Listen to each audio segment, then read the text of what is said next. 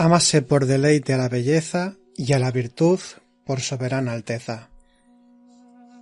Palabras escritas por Dante Alighieri, autor de esta obra universal, la Divina Comedia. Y abrimos con esta frase de hoy, con esta cita, porque vamos a hablar de la belleza, de cómo se relaciona con la virtud.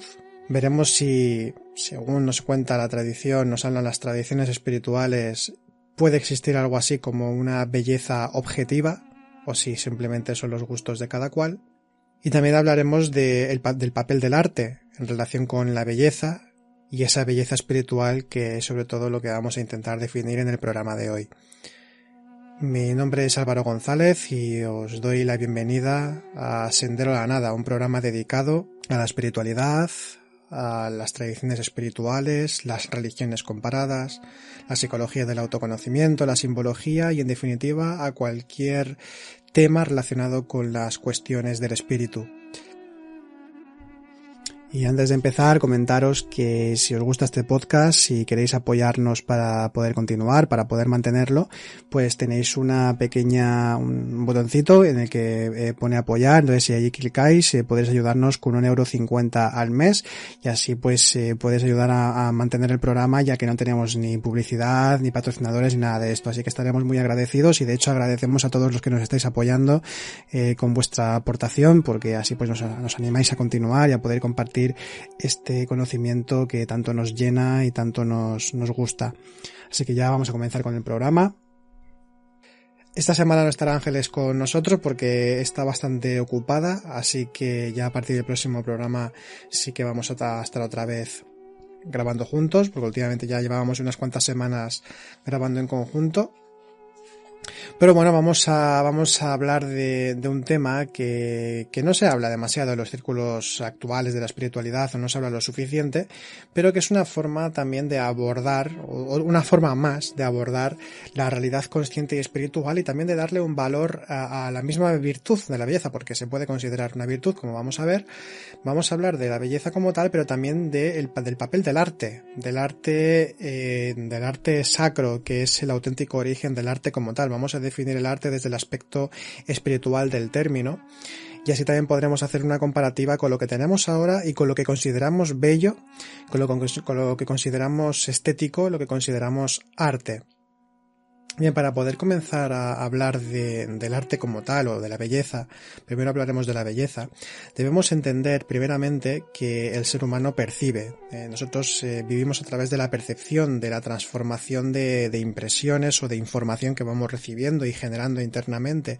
La percepción está condicionada generalmente por las impresiones recibidas anteriormente. Es decir, nosotros vamos construyendo una especie de edificio interior, edificio psicológico, con el cual vamos configurando una forma de vivir en el mundo. La percepción no está únicamente ligada a la experiencia humana, sino que también está ligada a la atención que ponemos a cada cosa que experimentamos, aquello en lo que ponemos todos nuestros intereses, todas nuestras atenciones. Entonces, cuando hablamos de percepción, vemos que tiene que ver con este condicionamiento por la información que hemos recibido desde siempre, y debido a eso, se crea esa subjetividad de la experiencia humana, esa forma sesgada generalmente de percibir las cosas, y esto pues puede percibir o distorsionar una nueva percepción, ¿no? Una nueva forma de ver, una nueva posibilidad. Y eso significará además que la interpretación que hagamos de las cosas pues puede ser realmente limitada respecto a nuestra forma de experimentar y de interpretar la realidad. Entonces la percepción, este ámbito puede tener dos vertientes. En el ámbito ordinario, como acabamos de definir, la percepción es el conjunto, o viene como el resultado del conjunto de interpretaciones que hacemos de la realidad, de lo que experimentamos, de lo que vivimos, y esa sería una percepción a secas, percepción subjetiva. Pero se entiende que, como siempre hablamos a nivel consciente, siempre nos encontramos con esa especie de dualidad, aunque no es exactamente el término dualidad el que podríamos utilizar aquí.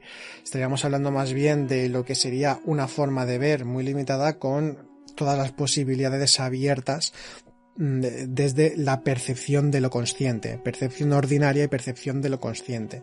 No estoy aquí hablando nada de percepción extrasensorial ni ese tipo de cosas que se habla en el ámbito de lo paranormal o en el ámbito de las capacidades psíquicas. Estoy refiriendo a la percepción normal y corriente de un ser humano y la percepción que ese mismo ser humano, sin tener nada que ver con poderes ni nada de esto, me estoy refiriendo a la percepción pura, como también se le puede conocer en filosofía y en la teología también, percepción pura, que sería también la intuición como tal, es decir, la percepción como un conocimiento directo de las cosas, una visión clara y diáfana, transparente, sin sesgos ni ningún tipo de condicionamiento previo, sin ningún tipo de prejuicio, sin ningún tipo de preconcepto de lo que estemos viviendo en ese momento. Es decir, que en lugar de experimentar desde nuestra propia psicología, estamos penetrando en lo otro, estamos penetrando en la interpretación de las cosas de una forma clara, es decir, es una visión clara de las cosas, para no liarnos en esta concepción.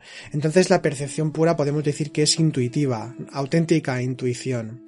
Es una conexión con lo real, es una conexión con lo objetivo, porque no está condicionado por la propia psicología. El ser humano normalmente lo que hace es percibimos desde nuestra propia psicología, es decir, nosotros proyectamos nuestra propia visión de la realidad inconscientemente, es como solemos vivir. Por eso cuando vemos que está lloviendo, dependiendo de si somos, por ejemplo, urbanitas, a lo mejor, a no ser que nos guste la lluvia, podemos pensar, es que hoy está haciendo mal día porque no podré salir a dar una vuelta, por ejemplo, ¿no? Hoy hace mal día, pero es que a lo mejor una persona que, por ejemplo, sea un agricultor, sabiendo de la necesidad y lo beneficioso que es el que llueva para sus campos e incluso para los bosques, para los ecosistemas, pues es una lluvia que no es una lluvia fuerte que no destroce los campos, es una lluvia que beneficia para la agricultura, pues entonces puede considerar que hace buen día. Es decir, es un ejemplo, ¿no?, de cómo interpretamos los eventos que vamos experimentando a lo largo de los años, los experimentamos en base a nuestras propias concepciones sobre lo que es la vida, sobre lo bueno y lo malo, como puede ser el ejemplo de un simple día de lluvia. Porque también si un día hace mucho sol podemos decir que hace buen día, pero es que a lo mejor precisamente está perjudicando a un pantano o está perjudicando a una serie de plantas o a unos animales. Es decir, que el gusto en sí mismo, la forma en que nosotros decidimos lo que es agradable o desagradable, lo que es bello o lo que es feo, por ejemplo, como vamos ahora a ir entrando, estamos haciendo ahora un poco de preámbulo. Lo hacemos desde nuestra propia subjetividad, es decir, desde nuestro propio punto de vista. Cuando empezamos a ubicarnos, a aprender, incluso podemos decir, a darnos cuenta de nuestras propias concepciones, prejuicios, gustos, aversiones, deseos, anhelos, cuando empezamos a ser conscientes de esa realidad psicológica y también de esa realidad espiritual consciente dentro de nosotros, podemos empezar a ubicar cada cosa en su lugar y por tanto ver si los juicios que hacemos sobre las cosas son más realistas en sí mismos, o si tenemos una visión intuitiva de las cosas y por tanto no hay ningún tipo de juicio, sino una visión clara sobre lo que es y lo que no es. Por tanto, cuando hablamos de esa percepción ordinaria, tiene que ver con esta subjetividad que acabamos de describir. Y cuando hablamos de una percepción pura, intuitiva, estamos hablando de lo que sería una percepción de las cosas tal cual son, objetivamente o conscientemente.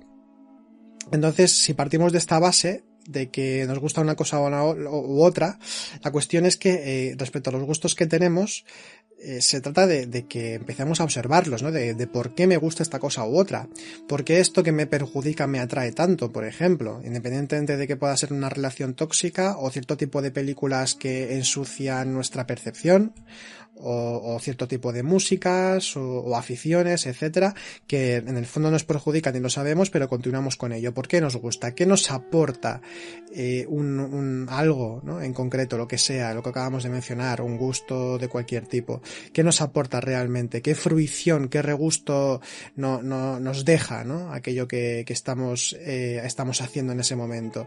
¿Y por qué me da pereza otro tipo de cosas que a lo mejor me pueden beneficiar más, como puede ser, por ejemplo, ejemplo, la meditación, la oración, el estudio, por poner solo un par de ejemplos, ¿no?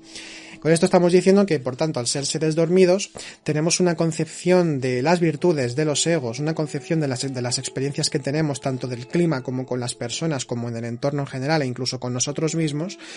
Tenemos generalmente una opinión muy sesgada por el hecho de estar dormidos y no ver la realidad tal cual es. Por tanto, cuando estamos hablando de, por ejemplo, la belleza, en los juicios que hacemos entre lo bello y lo feo, también entra dentro de los baremos de la época, de los baremos de la cultura, de los baremos de la propia experiencia dentro de esa cultura, y por tanto nos hallamos ante una concepción de la belleza, incluso de la virtud, que está demasiado humanamente terrenal, ¿no? Es demasiado terrenal. Por tanto, cuando definimos la belleza a nivel filosófico, a nivel espiritual, a nivel teológico, estaríamos entrando en otro tipo de ámbito. Cuando hablamos de la belleza, ¿cómo podemos definir la belleza? Bien, Platón, que fue de los primeros, al menos en la literatura, en la escritura, en los textos escritos primeros, que tenemos constancia de que se hable de esto, cuando se habla de la belleza, Platón la define de una forma muy sencilla. La belleza es el esplendor de la verdad.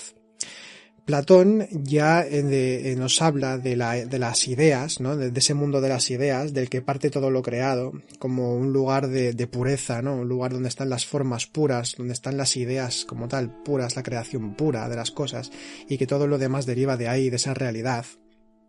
Una realidad unitiva, aunque múltiple, y nos encontramos entonces con que la belleza es, digamos, una especie de virtud o un aspecto que tiene que ver con la verdad, y todo ello son virtudes objetivas, virtudes que tienen relación con lo más elevado, a lo que existe, al principio más elevado, más sacro, más espiritual. De hecho, Sócrates, en el primer Alcibíades, una de las obras de Platón que pueden ser muy útiles, la aprovechamos para recomendarla. El primer Alcibíades es un diálogo platónico, un diálogo socrático, mejor dicho, aunque escrito por Platón, porque Sócrates no escribió nada que sepamos. Es un diálogo que nos puede ayudar mucho para comenzar a entender, a sumergirnos en lo que sería la filosofía platónica, porque ya nos salen las primeras ideas de la mayéutica, ¿no? De esa interrogación constante para llegar a la verdad y para hacernos conscientes de lo que sabemos y lo que no, para empezar a trabajar, a hacernos conscientes de la virtud, de nuestro papel a nivel cívico incluso dentro de nuestra sociedad en la que vivamos. Entonces es un texto cortito, muy cortito, interesante, a modo de diálogo, y es muy recomendable. Pues en el primer Alcibíades precisamente se equiparan la virtud como tal, la virtud con mayúscula, que proviene de ese trabajo interior de autoconocimiento, de ese conócete a ti mismo, que es cuando se menciona justamente ese conócete a ti mismo del templo de Delfos que menciona Sócrates, sale también en el primer Alcibíades, entre otras obras. Y esta virtud que tiene relación con ese conocimiento de uno mismo, que es el conocimiento que nos va a llegar a lo espiritual, se equipara con la belleza, con la bondad y la justicia. Y todas ellas, la belleza, la bondad y la justicia, son atributos del alma. Por tanto, la belleza, lo bello, se encuentra en el alma. En este concepto de belleza coinciden, por ejemplo, Clemente de Alejandría, Orígenes también de Alejandría y de la misma escuela que Clemente, y también Tertuliano, entre otros, o que estos son más conocidos. Respecto a la belleza, dicen que la belleza es en relación a lo divino, es decir, lo bello es aquello que se acerca a la divinidad. He ahí un punto importante, ¿no? Porque está diciendo entonces, por ejemplo, Clemente de Alejandría, que fue un gran teólogo, un gran maestro cristiano de los primeros siglos del cristianismo, en esa Alejandría tan interesante a nivel espiritual, porque convergen las religiones más importantes del momento en el Mediterráneo y entonces comparten una serie de conocimientos muy interesantes. Entonces la belleza, dice Clemente de Alejandría, que es la misma virtud. Entonces, incluso va un paso más allá Clemente, y leo textualmente en su obra El Pedagogo, dice lo siguiente, que la mejor belleza es la del alma cuando está adornada del Espíritu Santo, que se puede entender, este es en un contexto cristiano, pero cuando está imbuido de lo más elevado espiritual a lo que puede llegar el ser humano, en esa gracia divina, en esa Shekinah, en esa que dirían los judíos, y en la Cábala. en esa beatitud o dicha espiritual, en ese Satchitananda, como dirían también, un poco parecido, dirían también los hindúes. Entonces, a su vez, la belleza del alma estaría identificada con el amor al prójimo, con la caridad, según nos sigue diciendo Clemente de Alejandría, y también estaría relacionada con las facultades racionales que permiten la serenidad y discernir entre buenas y malas obras para actuar en consecuencia. Por tanto, nos está indicando concretamente Clemente de Alejandría, en esa línea que sigue de Platón, que siempre lo considero como un gran maestro, que la belleza es la misma virtud, que la belleza tiene una gran relación, se identifica con el amor al prójimo, con la caridad, con la forma coherente y armoniosa, por tanto, de la relación con los demás y el entorno. Y de hecho esto entronca con lo que dice el filósofo Friedrich Schiller, que fue un filósofo del romanticismo alemán, que hablaba de la estética, que también vamos a definirla un poco, de forma somera, pero tampoco hace falta complejizar tanto. A veces los filósofos han complejizado demasiado sus postulados, pero la cuestión es que este señor Schiller hablaba de la armonía como que la armonía es el hecho de que cada cosa, por ejemplo en un paisaje, poner el ejemplo de un paisaje en el que cada árbol y cada elemento de un paisaje ocupa el lugar que le pertenece y que le toca, pero sin opacar, sin invadir el espacio de los demás árboles y de los demás elementos del paisaje, y eso lo llama armonía. En el caso humano, del microcosmos ser humano, pues tenía relación con esto, ¿no? Es decir, el amor al prójimo, la compasión, la caridad implica una coherencia en que dejar el espacio a los demás al que le toca, incluso uno entrando en esa pequeña desaparición, ocupando el espacio que le toca sin invadir a los demás, pero al mismo tiempo, por caridad, por compasión, por amor al prójimo, siempre estar presente para poder ayudar a los otros. Esto, de hecho, podría ser una definición de belleza en parte y que implica esa caridad o que implica ese amor al prójimo, esa compasión. Es decir, yo estoy presente en mi lugar, estoy presto a ayudar en esa cooperación, en esa cercanía, en esa presencia, en esta participación en la que estamos todos sumergidos y de la que no podemos escapar, sino simplemente cegar nuestros ojos para olvidar esa realidad, pero que igualmente persiste porque es la única realidad en este sentido, que todos participamos de todos y de todo, en todos los ámbitos a nivel macrocósmico y microcósmico, y por tanto, cuando estamos en la práctica de la belleza, como ese esplendor de la verdad, como diría Platón, en esa virtud del alma, en ese atributo del alma, en ese amor al prójimo, en esa práctica de la armonía, por tanto la belleza podría decirse incluso que es un saber estar en el mundo. La persona bella es la que sabe estar en el mundo, que sabe servir a los demás y que sabe ocupar su propio espacio, que es compasivo, que es digno, que conoce lo que es el amor consciente, que implica no un individualismo o una separatividad, no implica algo físico, sino que es toda una actitud, una integración, una virtud. Por otro lado también, si entramos ya vamos entrando en otros ámbitos, en Santo Tomás de Aquino, que también estudió el asunto de la belleza, igual que su maestro Alberto Magno, la idea que añadió en su momento Santo Tomás respecto a la belleza, a la experiencia de lo bello, cuando se trata de definir la belleza artística, por ejemplo, o definir la belleza de un paisaje, o incluso definir la belleza de una persona, tanto físico como internamente, él ya es consciente de lo que acabamos de comentar, que todos participamos de todo y que la percepción es muy importante a la hora de valorar algo. Entonces, lo que nos dice Santo Tomás es que la percepción del sujeto, la percepción de la persona, es importante en la experiencia de lo bello. Esto no quiere decir que entonces la belleza sea algo subjetivo, no, sino que tiene en cuenta, Santo Tomás tiene en cuenta a la persona que observa y por tanto a su capacidad de contemplar la belleza de lo divino, es decir, la belleza con mayúsculas. Es decir, en tanto uno haya trabajado internamente y haya tenido la experiencia espiritual, incluso podemos decir la experiencia mística como tal, entonces va a ser más capaz de poder ver, de poder experimentar la belleza real en todo lo que existe. Es decir, que la belleza, podríamos decir que forma parte de la experiencia de lo sagrado.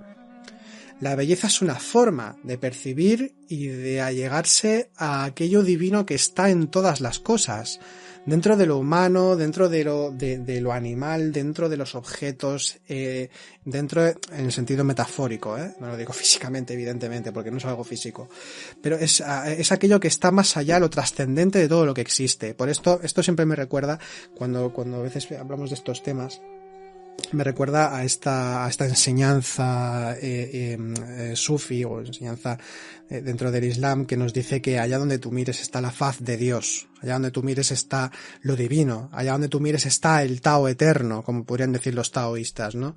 Allá donde tú mires, en la palma de tu mano se encuentra el Tao, en la palma de tu mano se encuentra la belleza, también podríamos decir. Por tanto, esto significa que aunque la presencia de lo divino siempre esté y siempre sea, en todo lugar, en todo momento, en todo instante, en toda cosa, e incluso en aquello que nos parece más aberrante, hasta cierto punto, evidentemente, es el ser humano el que ha de desarrollar la capacidad de vivir la divina presencia de las cosas, la presencia de lo sagrado, porque todo, nos enseña la tradición, todo, absolutamente todo lo que existe es teofanía, es decir, presencia de lo divino, manifestación de lo divino, todo es presencia de lo divino, simplemente son los ojos con los que se mira, y por tanto veremos la belleza en aquello que bueno, dependerá, quiero decir, la forma en que miramos, si vemos la belleza de una forma o de otra, cómo percibimos la belleza. Boris Moraviev, en su obra Gnosis, en determinado momento, también indica, respecto a la belleza, que suele suceder en el camino espiritual, que aquello que nos parece actualmente, al comienzo del camino, durante un tiempo, aquello que nos parece bello, normalmente lo que va a suceder es que al cambiar todos nuestros valores internos, al cambiar nuestros ojos, es decir, nuestra percepción, lo que vamos a hacer es, paulatinamente, no es que lo hagamos nosotros, sino que esto lo da el trabajo interior como tal, es un efecto del trabajo interior. Lo que va a suceder es que aquello que antes veíamos como feo o considerábamos feo, de repente va a ser bello, y puede que incluso suceda al revés, que aquello que nosotros ahora mismo percibimos como bello, luego lo percibamos como feo. ¿Por qué? Porque somos más conscientes de la realidad divina o de la realidad espiritual, y por tanto aquello que considerábamos bello, que son valores terrenos, temporales, mortecinos, que no tienen ningún valor ontológico, ni no tienen ningún valor del ser, sino que están carentes, vacíos de él, entonces lo vamos a experimentar como lo feo en lugar de como lo bello. Y de esta forma también podemos reflejar o reflexionar como corolario, ¿no? como corolario, es decir, como una reflexión más a más de esta que estamos haciendo, que por tanto en la sociedad en la que estamos prima a nivel consciente, digamos, prima lo feo, es decir, que hay ausencia de belleza. Y es que podemos definir la fealdad, ya que estamos definiendo la belleza, podemos definir la fealdad como ausencia de belleza, es decir, como ausencia o alejamiento del espíritu. Y no es que el espíritu se aleje, sino que son nuestros ojos los que se apartan de la mirada del espíritu. Entonces, cuando hablamos de que todo es teofanía, hay un concepto también filosófico interesante, que es el que se conoce como el apogeo de la belleza, también es un concepto teológico occidental. ¿Y qué sería este apogeo de la belleza? Es la forma, una expresión que nos indica que nos dice que el apogeo de la belleza realmente es la apercepción, es decir, la percepción de la belleza espiritual, de aquella belleza que va más allá de lo captado por los sentidos, que nos allega, que nos acerca a lo divino más profundamente. Entonces no sería entonces una apreciación sensitiva, es decir, que simplemente con los ojos o con mi gusto, con mi tacto determino lo que es bello o no, sino que es más bien una experiencia, como decíamos, de la inmanencia, de lo interior divino que hay en todo lo que existe. Entonces esta percepción, esta apercepción es sublime, porque es resultado del estado interior, del trabajo interior que hemos estado haciendo durante los años que estemos caminando por la senda espiritual. Entonces, bien, podemos definir la belleza de esta manera, como esa realidad consciente en la que participamos y que por tanto vemos que tiene toda esa armonía, todo ese orden. Y además incluso cuando hay caos vemos que sigue habiendo orden porque forma parte del orden y de la armonía. La armonía no es únicamente, la armonía no es estatismo. Cuando hablamos de armonía hay que diferenciarlo de equilibrio. El equilibrio es algo quieto. No existe eso en el universo realmente. Realmente, cuando hablamos de equilibrio es un poco una falacia, es un poco mentirijilla entre comillas. El equilibrio se mantiene durante muy poco tiempo, si es que aparece. Cuando hablamos de la armonía estamos hablando precisamente de que todo fluctúa, de que todo se mueve, de que ahora hay muerte y luego hay vida o renacimiento, vida y muerte que se están todo el tiempo solapando y todo el tiempo también están reproduciéndose sin cesar. Entonces estaríamos hablando de que la armonía es un equilibrio inestable, podríamos llamarlo, porque si hubiese una quietud absoluta y total, no existiría absolutamente nada. Estábamos además comentando respecto al tema de la belleza, que es una percepción, la belleza auténtica, real, espiritual, que es una percepción que va más allá de lo sensible, pero no quiere decir que tengamos que negar a lo sensible, sino ver los conceptos que tenemos a partir de lo que nosotros percibimos como bello o no, los gustos que tenemos o no, como hemos dicho más al principio, y no es que tengamos que eliminar los sentidos. Igualmente sí que es cierto que cuando nosotros realizamos prácticas, quien las haga, como puede ser algunas prácticas de meditación, el ir eliminando los sentidos, es decir, dejarnos de identificar con los sentidos, con los 5 sentidos, entonces se va recreando otro tipo de experiencia interior y podemos apreciar la belleza y lo consciente en general lo podemos apreciar de otra manera. Y eso es muy interesante, jugar un poco con eso, ¿no? De hecho, esto sería pratyahara. Sería uno de los pasos de la meditación en la que hay una especie de, en lugar de estar exteriorizado con los 5 sentidos hacia afuera, escuchando una música, oliendo un incienso, ese ruido que pasa si vivimos en plena ciudad, pues ese ruido que pase de una ambulancia o de un autobús o los vehículos o gente hablando, por ejemplo, el ir poco a poco interiorizando los sentidos interiorizados hacia sí mismo. Y entonces ahí es cuando empieza a aparecer otro tipo de concentración, que ya sería el siguiente paso, cuando vamos ya hacia dharana, ¿no? Hacia la concentración más profunda, y ahí entonces es cuando tenemos este tipo de experiencias que van más allá de los sentidos y por tanto podemos tener un encuentro más cercano quizá con lo real. Y esto es algo que se repite tanto en el budismo como en el yoga, como también en el taoísmo e incluso en movimientos como el quietismo, como por ejemplo Miguel de Molinos, como uno de los místicos, un místico muy interesante del siglo XVII, en el que habla precisamente de esa interiorización, de esa contemplación, de esa desaparición de los sentidos, por decir así, para imbuirse de la belleza de lo espiritual. Entonces esto es algo que se repite a lo largo de los tiempos y que es una parte de la experiencia de la belleza que tiene relación con lo más, podremos decir, con lo más alejado de lo sensitivo.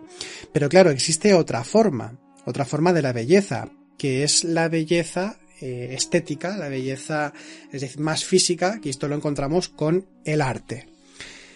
Vemos aquí que interesante, porque entonces estaríamos hablando que la belleza se podría percibir o se podría vivenciar, tener la experiencia de la belleza, se puede tener sin ningún tipo de imagen, dejando de lado los 5 sentidos, sin imaginar absolutamente nada, se puede tener esa experiencia de la belleza, cuando generalmente pensamos que la belleza tiene que ver con algo muy visual, ¿no? Que tiene relación sobre todo con la vista, pero es que precisamente, como eso es otra parte de la belleza, también tenemos otro ámbito que es el arte.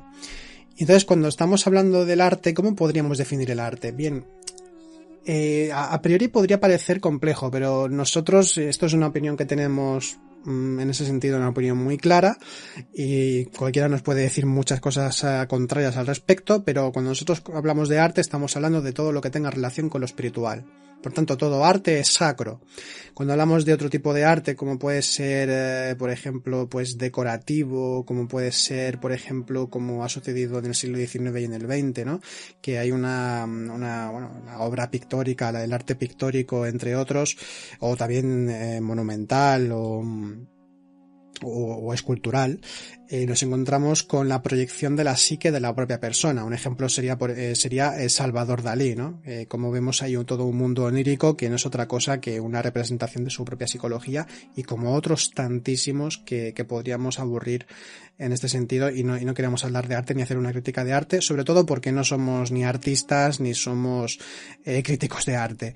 Nosotros lo entendemos desde nuestro punto de vista, y entendemos que el arte ha de ser algo que inspire, pero que no inspire emocionalmente en la emoción inferior, que no inspire o que no cubra nuestros sentidos de muchas sensaciones, ¿no? No me estoy refiriendo a eso. Podríamos referirnos más bien a que el arte tiene que ser una inspiración y una apertura hacia lo espiritual. Por ejemplo, Clemente de Alejandría, volviendo otra vez a Clemente de Alejandría, ya vemos que dijo muchas cosas al respecto del arte y la belleza. Clemente de Alejandría nos dice que el verdadero arte ha de ser una forma de dirigirse hacia Dios. Directamente dice esto. Entonces, partiendo de esta base y de esta cita de Clemente de Alejandría, diríamos que el arte es una forma de expresión que se caracteriza, es decir, si hacemos una definición muy somera, el arte es una forma de expresión que se caracteriza por la representación de algo más allá de lo que contemplamos sensiblemente. Es decir, que una obra artística expresa una idea, expresa un símbolo, una dirección en concreto. Es decir, se nos quiere explicar algo, generalmente, se nos quiere decir algo, hay un mensaje, hay un significado. Entonces, la obra artística verdadera, o al menos dentro del punto de vista más tradicional y más dentro del arte sacro, la obra artística verdadera ha de dar acceso a quien la contempla a una dimensión más profunda de la realidad y de sí mismo. Trascender la misma obra que estamos contemplando, trascender las formas, y entonces dirigirnos hacia algo mucho más profundo de la realidad espiritual en el ser humano y en todo lo que existe. Entonces esto podría decirse que significa que la creación y la contemplación de una obra artística, tanto una cosa como la otra, porque la creación artística también, ahora vamos a comentar sobre esto. Eso significa que entonces que la creación y la contemplación de una obra artística es un ejercicio de interpretación, un ejercicio de hermenéutica espiritual que permite, podríamos decir, que desentrañar la belleza, es decir, hacer aparecer la belleza que existe más allá de los sentidos, esa belleza más objetiva espiritual que estábamos mencionando, que hemos estado definiendo. Entonces, esto podría ser la diferencia precisamente en las obras artísticas que permiten profundizar en lo sagrado, que permiten inspirarnos y hacernos entrar en una dimensión de espiritual más profunda.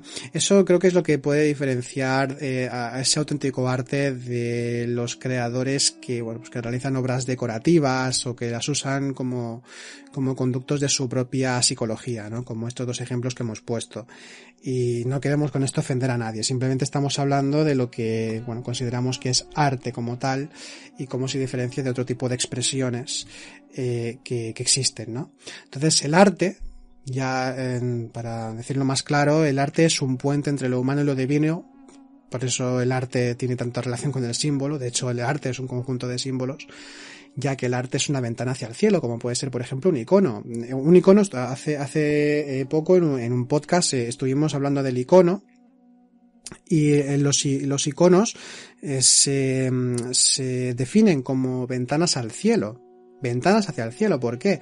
Porque a través del mensaje que está implicado en ese icono se nos está dando una serie de informaciones, pero no informaciones racionales, sino una serie de contenidos espirituales que hacen que nosotros los podamos experimentar y que entremos en esa dimensión de lo sagrado.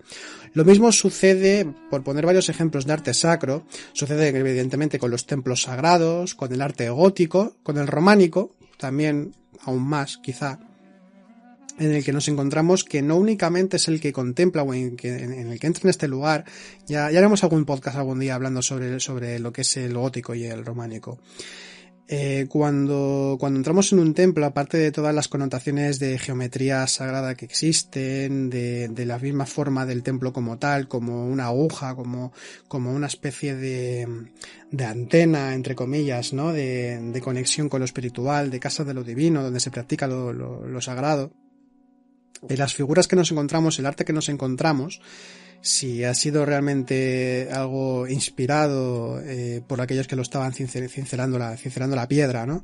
Si ha sido realmente inspirado por lo consciente, por lo sagrado en uno mismo, Ya no es únicamente un lugar de contemplación para el que va a verlo, para el que va a estar allí, sino que también forma parte del trabajo interior de cada uno, ¿no? De hecho, se dice que este es el origen de la masonería, ¿no? De esa masonería en la que son los constructores de las catedrales, los constructores de iglesias por toda Europa, y que con su construcción también estaban cincelando la propia piedra interior. Aquí entraríamos en el ámbito de la alquimia, ¿no? Como esa ciencia en el que se adquiere la piedra filosofal, la piedra perfecta cúbica, que se cincela uno a sí mismo, Dios mediante o divinidad mediante, y entonces a partir de ahí pues ya no es únicamente un trabajo interior el que puede hacer el que está en ese templo, perdón, sino que también el que lo ha cincelado, el que ha construido ese lugar también ha hecho su propio trabajo interior porque se ha construido a sí mismo o se sigue construyendo a sí mismo.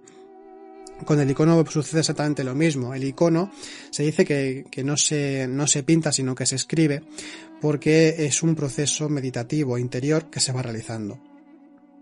También sucede lo mismo con los mandalas, por ejemplo, dentro del budismo tibetano. No sé ahora si también en el hinduismo existe algo semejante, pero en el mandala tibetano, que se hace normalmente con una serie de gravillas que han sido pintadas, se hace con unas arenas también, hay varias formas en las que se hace, pero es toda una técnica, un método muy concreto, pero que se realiza, es una obra artística preciosa, espiritual, y que se suele realizar pues para, por ejemplo, se puede realizar para solventar un problema algo que haya que solucionar, para intentar comprender algún aspecto del Buda o aspecto de las virtudes budistas, para comprender algo de la práctica. Entonces va siendo un proceso espiritual el hecho de crear ese mandala, y luego se borra porque toda naturaleza es impermanente y el mandala también tiene que desaparecer. Es la concepción que tienen. Y aquí vemos una expresión de la belleza y de la belleza además por partida doble, porque es la belleza de lo presente, de lo creado, y la belleza de su desaparición y del vacío, ¿no? Entonces vemos aquí una experiencia muy poética, la del mandala, la de la creación del mandala. Entonces vemos que la experiencia artística como tal, el que la cincela, el que la crea, el que la pinta, si está imbuido de lo sagrado, es decir, si se inspira porque tiene un anhelo espiritual interior, pues entonces también va a ser un trabajo interior que va a realizar uno mismo. De hecho, una forma a nivel práctico que siempre recomendamos cuando hablamos de las diferentes formas en las que podemos buscar la inspiración, ya no es únicamente escuchar música o contemplar algo, ¿no? O contemplar algo bello, o contemplar una catedral o estar en ella, o cualquier arte sacro que nos agrade, sino que incluso si nosotros tenemos esa capacidad o nos apetece desarrollarla, pues va a venir bien también para incentivar otras formas de trabajar sobre nosotros mismos. Así que es muy interesante, ¿no? El desarrollo de las artes en uno mismo que la realice, y si no, pues no pasa nada, cada cual puede hacer lo que buenamente pueda para su propio camino interior. Así que podemos decir que el arte sacro, o el arte con mayúsculas, es en sí mismo una experiencia contemplativa. Es también reflexiva porque nos inspira, nos enseña, nos muestra. La poesía también es una forma de arte en este sentido, porque está también imbricado el símbolo con otros símbolos, entonces hay un mensaje concreto, una significación concreta que nos está diciendo algo. Entonces activa en nosotros el anhelo espiritual, la comprensión, la sumersión en lo más profundo de uno mismo y de lo divino. Entonces esto realmente nos ayuda a acercarnos a los diferentes niveles del ser, a nuevos aprendizajes, a nuevas dimensiones de lo sagrado en definitiva. Bien, pues esto es lo que quería comentar sobre la belleza y sobre el arte. E invito, después de lo dicho aquí, que no es algo que me haya inventado yo, sino que simplemente es lo que se suele decir en diferentes ámbitos de las tradiciones espirituales, de cómo se tiene que utilizar el arte, de cómo se entiende la belleza como una virtud y como una experiencia dentro de lo sagrado, y no como algo simplemente estético temporal, sujeto a la cultura y al momento histórico. Quería comentar todo esto porque también quiero invitar con esto a que hagamos una reflexión sobre lo que se considera nuestra sociedad en la que estemos, de quien nos escuche. Nos estamos acercando más a lo divino con las ideas que tenemos de la belleza y las ideas que tenemos al arte, o nos estamos alejando cada vez más de esa realidad a la que pertenece el ser humano. Bien, pues dicho esto, vamos a pasar ahora, terminamos este apartado, este tema, y vamos a pasar ahora a la recomendación literaria de la semana.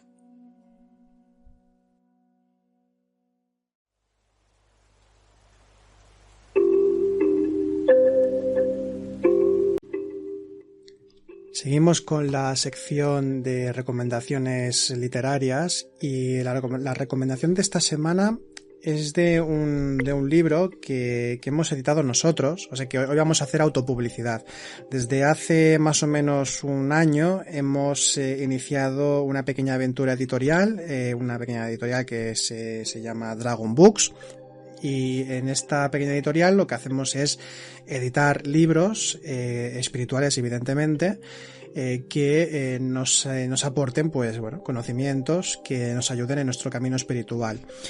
Y hemos editado, lo hemos publicado este mismo mes de agosto, que acabamos de dejar.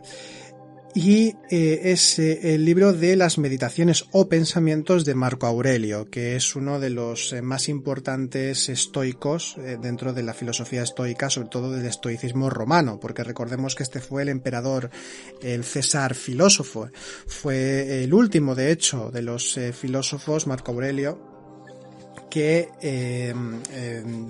trajo lo que se conoció como Pax Romana, que fueron una serie de años, no sé si llegaron a ser casi 200 años incluso, en las que hubo pues una paz bastante prolongada dentro del Imperio Romano, ¿no? Entonces, él fue un importante emperador, por tanto, el último de esta Pax Romana, pero a él mismo no le interesaba mucho para lo del tema de ser César y todo esto. Es decir, él era César porque venía de la familia que venía, una familia importante, y entonces fue lo que le tocó, y eso él lo considera de esta forma, así que no tenía ningún tipo de arrogancia, y sobre todo aquel que sigue el estoicismo, arrogancia ninguna, no puede tener ningún tipo de soberbia respecto a quién es y a lo que es, ¿no? Porque esto nos lo muestra, que una de las cosas que tiene el estoicismo es precisamente la mayor humildad y la mayor serenidad. Esta obra, que está en 12 segmentos o 12 libros, abarca toda una serie de consejos espirituales, de consejos cívicos, consejos para el propio trabajo interior, consejos para relacionarse con lo divino, con los dioses, como diría él. Entonces nos encontramos con un libro que puede servir para todo el mundo. De hecho, por eso es un libro muy exitoso. La obra de Marco Aurelio es una obra atemporal, no solo por los consejos que da, sino también porque, exceptuando algunos comentarios que sí que son más hijos de su tiempo, pero muy pocos, son universales, es decir, son atemporales y universales, y por tanto por eso es una obra que tanto se edita y se reedita constantemente. También lo hemos hecho nosotros por eso, porque son consejos que no están dentro de ninguna religión en concreto, aunque él fue un hombre sumamente religioso, creyente en los dioses y seguidor de ellos, pero bueno, de los consejos espirituales que da, que además los da como punto por punto, ¿no? Va haciendo diferentes referencias a las virtudes que ha de desarrollar el estoico, que ha de trabajar sobre uno mismo, y de cómo ha de tratar con los demás, de cómo ha de relacionarse con el entorno, con los dioses. Es decir, es un libro muy completo en este sentido. No es excesivamente largo. Nuestra edición apenas tiene 150 páginas. Pero cada punto, cada párrafo, porque cada capítulo, cada libro dentro de estos libros, que por cierto los escribió en la madurez de su vida, está diseccionado por puntos, ¿no? Entonces el punto 1 se refiere a una cosa, el punto 2 a otra. Entonces es una lectura que se hace relativamente amable en este sentido, no es nada farragosa. Pero la cuestión es que cada punto es para pararse y reflexionarlo. No es, aunque sea un libro de solo 150 páginas, no es un libro de estos que se tenga que leer rápidamente y quedarnos ahí con los 4 mensajes que nos hayan llamado más la atención, sino que está todo muy pensado. Insisto, además es un libro ya de madurez, y los libros de madurez son los más interesantes normalmente, a no ser que se tuerza el autor en cuestión, el que sea. Generalmente, si ha tenido una vida espiritual seria, comprometida, en los últimos años de su vida es cuando vemos lo mejor de la enseñanza normalmente. En este caso no tenemos obras anteriores, pero igualmente se puede ya oler, se puede palpar que esta obra es universal, porque tiene unos consejos que nos sirven para todas las las épocas y para todas las personas. Así que en las meditaciones de Marco Aurelio, editorial Dragon Books, agosto de 2020, la publicación, escrito por el César filósofo, y una obra entonces totalmente recomendable también para conocer la filosofía estoica. Bien, pues esta semana no vamos a hacer sección de simbología porque la parte de simbólica pues también preferimos también que esté Ángeles presente porque también conoce muy bien el símbolo y además ella también nos puede aportar la parte onírica interpretativa dentro de los sueños, de los símbolos que tratamos, así que el símbolo lo vamos a dejar para la semana que viene, pero de todas formas os invitamos a que si tenéis preguntas, si queréis comentar, pues que lo hagáis en la caja de comentarios, si queréis aportar algo. Y también si queréis enviarnos algún correo más privado, pues podéis escribirnos a info@noesiscentro.com. Entonces os atenderemos desde ahí. Y recordad también que estamos en YouTube, en nuestro canal de Centro Noesis. También estamos en Instagram con el mismo nombre, Noesis Centro, y también en Facebook, en la página de Facebook, donde también vamos publicando pues diferentes eventos y cosas que vamos haciendo. Dicho esto, os deseamos buena semana, que sea lo más provechosa posible a nivel espiritual, y ya nos vemos hasta el próximo programa. Hasta luego.